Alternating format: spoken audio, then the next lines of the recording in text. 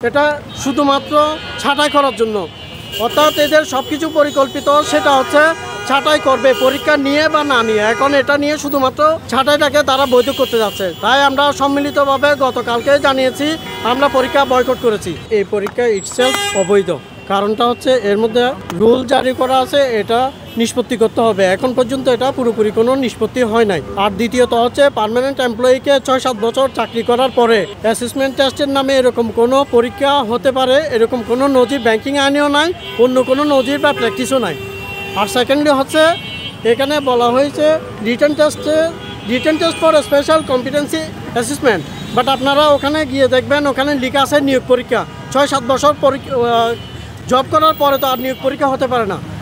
আর আরেকটা বিষয় হচ্ছে যারা প্রভিশনারি অফিসারে জয়েন করেছেন, আমি এখানে নিয়ে এসেছি, সেটা হচ্ছে 4/3/2019 ইসলামী ব্যাংক বাংলাদেশ PLC প্রভিশনারি অফিসারে পরীক্ষা দেওয়ার পরবর্তীতে আবারও যদি পরীক্ষা নেওয়া হয় তাহলে এটা নিছক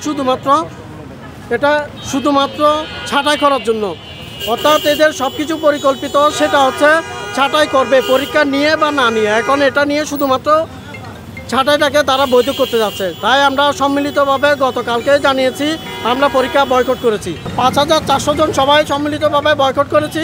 আংশিকভাবে হয়তো আমরা এখানে দেখতে এসেছি কোনো আমাদের পরিচিত পরীক্ষা দেয় কিনা, যারা ঢুকেছে তা আমরা পরিচিতর মধ্যে দেখতে পাইনি। হয়তো এভাবে ফেক কাউকে হতে পারে যে পরীক্ষার উপস্থিতি দেখানোর জন্য এখানে ঢুকেছে, এরকম হতে পারে। ওনারা যেটা দেখাতে চান সেটা হচ্ছে দক্ষতা ও যোগ্যতা। আমি মাননীয় গভর্নর মহোদয়ের দৃষ্টি আকর্ষণ করে বলতে চাই, সেটা হচ্ছে আইবিবি যে পরীক্ষাগুলো নিয়ে থাকে, যে এআইবিবি ব্যাংকিং ডিপ্লোমা নামে পরিচিত, তাহলে এই দুইটা কমপ্লিট করার পরও এর পরবর্তীতে IBTA কর্তৃক diploma in Islamic banking part 1 এবং পার্ট 2 এগুলো সহ পাস করার পরও যারা 4টা ডিপ্লোমা কমপ্লিট করেছে, প্লাস এর পাশাপাশি CSAA আছে, CPSS আছে, প্লাস অনেকের আরও এডিশনাল প্রফেশনাল আছে, এমনকি অনেকে ITP হয়েছেন। তো এই যে অন্যান্য পেশাদারি থাকার পরও এরপরও যোগ্যতার মাপকাঠিটা কী আসলে, 1 নম্বর। 2 নম্বর যেটা দক্ষতার কথা বলা হয়েছে, আমরা যারা সার্ভিস দিয়েছি তারা কতটুকু দক্ষতা সম্পন্ন সেটা কেবল জানবে যাদের সাথে কাজ করেছি, কেবল ওনারাই। সুতরাং ওনাদের থেকে অ্যাসেসমেন্টটা নেওয়া হোক, ওনাদের থেকে ACR নেওয়া হোক। বিভিন্ন পরীক্ষার কেন্দ্রে আপনারা ঘুরে দেখতে পারবেন, ওরা নাম দিয়েছে নিয়োগ পরীক্ষা, কিন্তু আমরা 2019 সালে প্রফেশনাল অফিসার হিসাবে আমরা জয়েন করেছি IBA-এর মাধ্যমে পরীক্ষা দেওয়া। যেটার অ্যাডমিট কার্ড আমার কাছে আছে, অ্যাডমিট কার্ড যেটা IBA পরীক্ষা নিয়েছে 2019 সালে, এটার অ্যাডমিট কার্ড রিটার্ন টেস্টে আমাদের কাছে আছে, আপনারা দেখতে পারেন।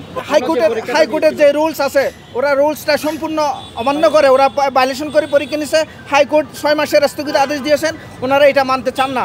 এবং বর্তমান যে ম্যানেজমেন্ট আছেন, যারা ঊর্ধ্বতন কর্মকর্তা আছেন, 2017 সাল থেকে যদি সব নিয়োগ অবৈধ হয় তাহলে ওরা নিজেরাও অবৈধ মনে হবে। ওদের যে সমস্ত হ্যাঁ, আমরা পার্মানেন্ট এমপ্লয়ি, আমরা প্রায় 7 বছর ধরে কাজ করছি এবং যারা বিভিন্ন জায়গায় আমরা কাজ করছি, ডেডিকেটের সাথে কাজ করছি।